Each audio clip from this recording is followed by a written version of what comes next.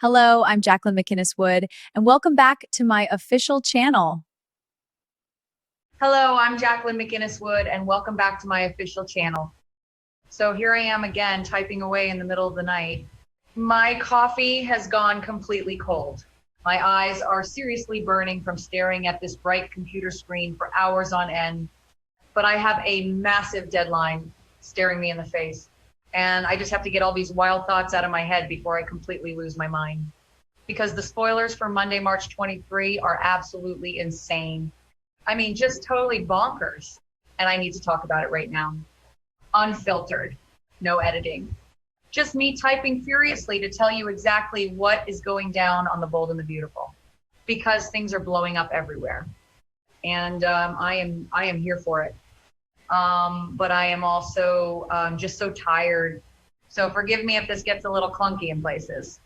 Let's just dive right into the deep end of the drama pool. Because we have so much ground to cover, and let's start off with Melissa Dillon. Because wow, just wow. We all knew this confrontation was coming, right? The classic soap opera eavesdropping trope. It never fails. Someone is always standing behind a slightly open door, listening to things they shouldn't be hearing. And this time it is Dillon. So she is just hanging around Forrester Creations, probably trying to avoid Elektra, who has been screaming at her all week long. And Dillon just happens to walk by the design room. And she overhears Daphne Rose Walton having a total meltdown with Ivy Forrester. And let me tell you, this is the juicy stuff. Because Daphne is carrying this massive secret, and the guilt is literally eating her alive. So Daphne is supposed to be focusing on making a baby with Carter Walton. They are having these sizzling romantic evenings alone together, trying to start a family. But she can't even focus on that because Ivy has dragged her into this toxic mess. And Daphne is known as the nose right. She is a fancy Paris perfumier. She knows when something smells bad. And Ivy's scheme smells terrible. So Daphne is in that design room and she is just going off on Ivy, reminding her that stealing Elektra's letter to Will Spencer was completely wrong because Will and Elektra actually love each other. And Ivy is just standing there being all smug, defending her terrible actions because Ivy thinks she knows best. She always thinks she knows best. She is a Forrester, and she thinks she can just play God with everyone's lives. But Daphne is terrified of crossing her because Ivy is family and powerful. But she is pushing back anyway. And neither of them has any clue that Dillon is right there, listening to every single word they are uttering. So Dillon hears it all. Ivy snatched the letter. She hears that Ivy hid it in her purse. She hears that Ivy is the real reason Will and Elektra are falling apart and not talking. And you know what Dillon does? She doesn't just run away. No, she waits. She waits until Daphne finally storms off because Daphne is probably running back to Carter to cry about her fertility struggles and her moral crisis. And once the nose is gone, Dillon steps right into the room. And she busts Ivy right there, face to face. And I just wish I could see the look on Ivy's face when she realizes she got caught. Caught by the very girl she has been trying to run out of town. Because let's be real here, Dillon is shocked. The new receptionist couldn't believe it. She couldn't believe that Ivy was the one responsible for Will and Elektra staying apart. But here is the thing, and I have to be fair here, even though my brain is mush right now. Ivy isn't totally responsible for the breakup itself. That is totally on Will and Dillon because they are the ones who shared that kiss at the beach house. Will made that choice. Dillon made that choice. And Elektra found out about it. And Elektra flipped her lid. So the initial fracture, that is on them. But Ivy's the one preventing them from working things out. Ivy is the massive roadblock standing in the way of true love. Because Ivy wants Will to stay far away from Elektra. She thinks Will is bad news, especially with all the drama going on with Bill Spencer and Katie Logan. Spencer stealing Eric Forrester's designs. Will is caught in the middle of that family war. And Ivy doesn't want Electra dragged down with him. So she is pushing Electra toward RJ Forrester instead. And it is working because Ivy has been spying on RJ and Electra. She watched them have a romantic moonlight swim together. She watched them take selfies and flirt. And Ivy was just so pleased with herself. But now Dylan knows the truth. Dylan knows about the stolen letter. So Dylan confronts Ivy. And things are going to get really messy. Because last time Ivy wanted to get rid of Dylan, she opened her checkbook. That is right. Last time Ivy paid Dylan to leave town, she used her massive Forrester wealth to just make the problem go away. And this time she might pay her just to keep quiet. And that puts Dylan in a terrible spot, a really impossible dilemma, because Dylan is not some rich Forrester or Spencer. She used to wash dishes at Il Giardino. She knows what it is like to have nothing. She knows what it is like to struggle. And while Dylan does make some bad choices sometimes, like kissing her former best friend's ex-boyfriend, I really don't think she is evil. I truly think she is just taking advantage of the opportunities that are in front of her. That is how people survive in the real world. You do what you have to do to keep a roof over your head.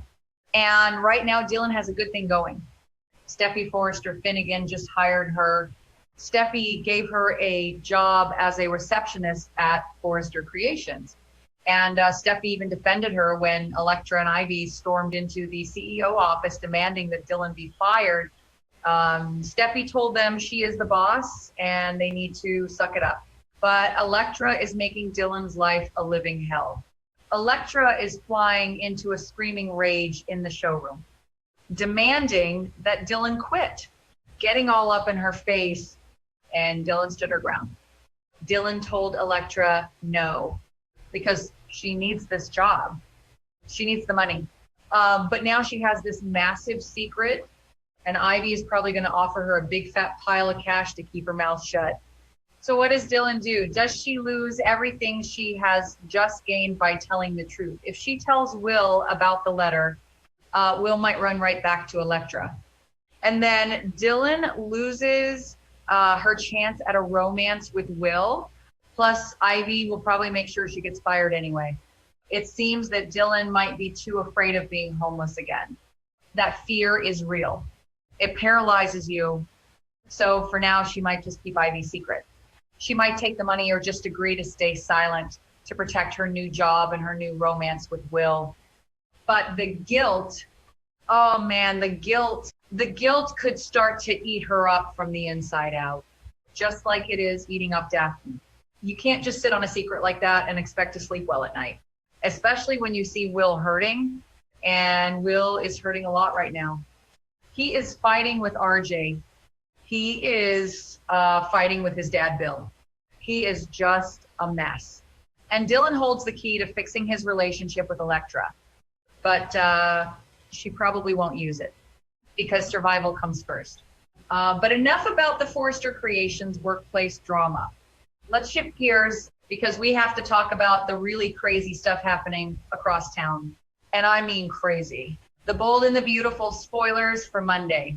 March 23 revealed that we could see Taylor Hayes and Deacon Sharp take their secret affair even further. And I am just sitting here pulling my hair out because this is such a bad idea. A terrible, horrible, no good, very bad idea. Steffi has warned Taylor over and over again. Steffi literally threatened to cut Taylor out of the family if she didn't stop seeing Deacon. But does Taylor listen? Of course not.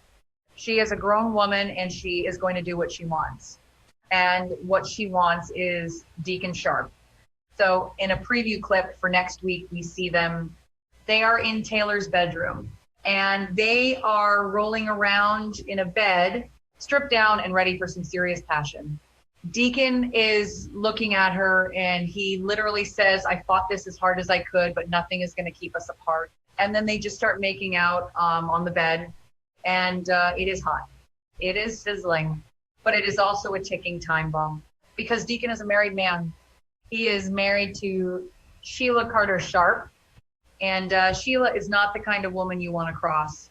She is a literal psychopath who has shot people and faked her own death by cutting off her own toe. I mean, come on, Deacon. What are you thinking? So they are in the bed, getting all tangled up in the sheets, and then it happens.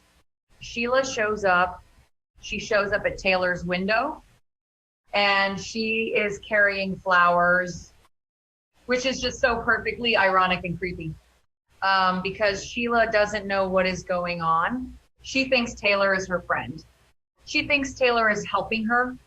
So Sheila is showing up to feel more gratitude, to thank Taylor for being so kind and understanding, and maybe to seek some more psychiatric advice. Because Sheila is always looking for validation. So she walks up to the door with this big bouquet of flowers, and she peeks in the window by the door. And my heart is just pounding thinking about this scene, because what is she going to see? It seems that Deacon and Taylor might have actually remembered to lock the door. Thank goodness for small favors, right? So the door is locked, and while Sheila peers in the window, she might not be able to see Deacon in there. Maybe the angle is wrong. Maybe they are under the covers, or maybe Taylor hears her walking up and throws a blanket over him. But Sheila is right there, just inches away from discovering the ultimate betrayal. And when Sheila knocks on the door and nobody answers, she is not going to walk away, because she is not a normal person. A normal person would say, oh, she must not be home. I will leave the flowers on the porch. But not Sheila. No, she will insist on bringing Taylor the flowers personally to show her appreciation. She will just stand there and knock and knock and knock and look through the glass. And inside that bedroom, it is going to be sheer panic, absolute chaos. Taylor is going to have to throw a robe on. She is going to have to try and look normal. Look like she was just taking a nap or reading a book. And Deacon Sharp hides. He is going to have to scramble. And it would be just like Deacon to hide under the bed or in the bathroom, just squirming and sweating while his crazy wife is standing on the other side of the front door. And you know what is so funny about this? It is the absolute poetic justice of it all. The karma, because isn't that exactly where Sheila hid when she was a fugitive, hiding in a Broly's apartment back when she was wearing that ridiculous mask and pretending to be Nicolina? She hid in Deacon's tiny apartment. She hid in his bathroom. She hid under his bed when people came knocking. And Deacon had to sweat and lie to the police and to Steffi and to everyone else to cover for her. And now the roles are completely reversed. Now Deacon is the one hiding in the bathroom, sweating and praying that he doesn't get caught, sweating and praying that his wife doesn't find out he is sleeping with another woman. And the stakes are so much higher now, because if Sheila finds out about this, she will snap. She has been trying so hard to be good, trying to prove to Finn and Steffi that she is reformed, but a betrayal like this from her own husband with Taylor Hayes of all people, that would send her right back over the edge into total madness. She would probably burn the house down, or worse. So Deacon is hiding. Taylor is answering the door in a robe, and Sheila is standing there smiling with a bouquet of flowers, completely oblivious to the fact that her marriage is falling apart right behind that wooden door. I just can't get over how messy all of this is. It is a giant tangled web of lies and secrets. You have Dylan keeping Ivy's secret about the stolen letter because she is afraid of being homeless and wants to keep her job at Forrester Creations. You have Ivy spying on Electra and RJ in the moonlight, trying to manipulate her niece's love life because she thinks she is the puppet master of Los Angeles. You have Daphne sitting at home with Carter trying to make a baby while her stomach is tied in knots because she knows Ivy is a monster, but she is too scared to say anything. And then you have Will, poor Will Spencer.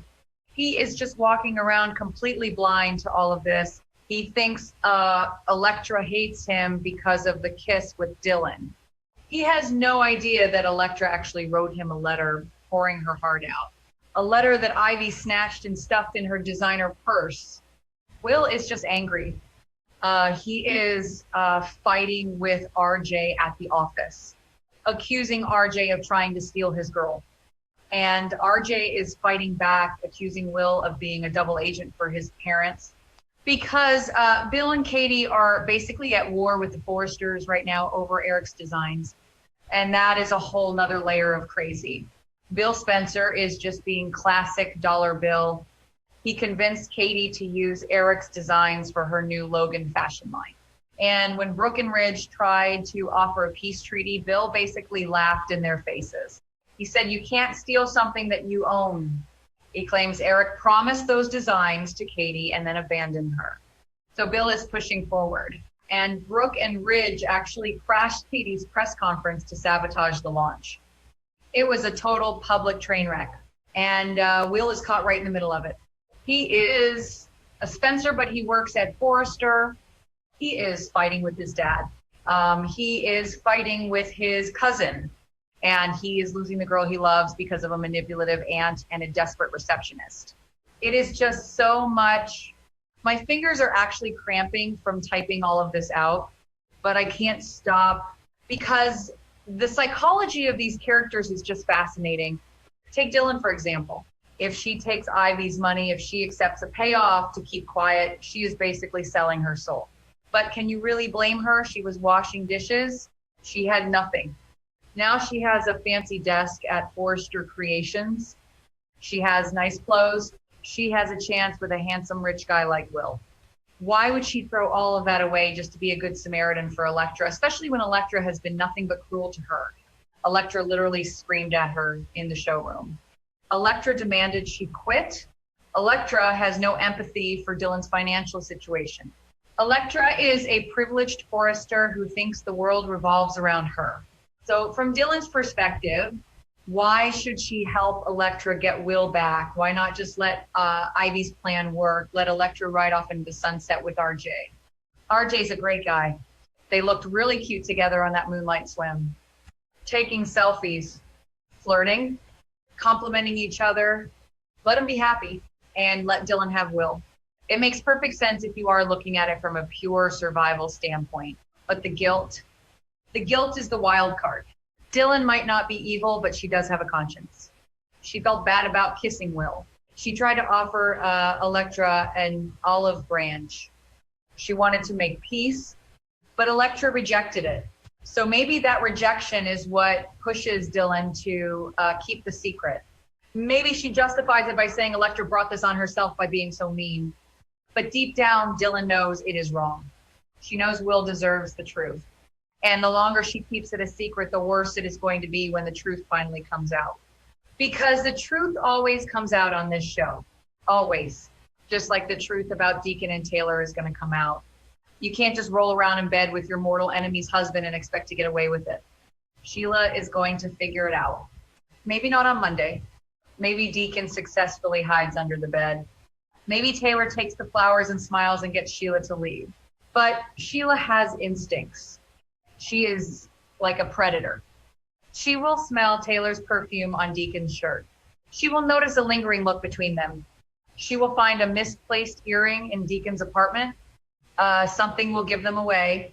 And when that happens, we are going to see an explosion unlike anything we have seen in years. Steffi is going to lose her mind. She told Taylor this would happen. She warned her, and Taylor just arrogantly ignored her. Taylor thinks she can handle Deacon. She thinks their connection is special. Nothing is going to keep us apart, he says. Yeah, right. Wait until Sheila comes at you with a weapon. Then we will see how strong that connection really is. I am just so exhausted thinking about all of this. The drama is relentless. Every single day there is a new betrayal, a new secret, a new argument. And I have to document all of it, every single detail. But that is what makes this show so great. The messy, clunky, unfiltered reality of these characters making the worst possible decisions at every turn. It is human nature cranked up to 100. So expect some massive shockers as the new week begins. We have Dylan holding the fate of Will and Elektra's relationship in her hands. We have Ivy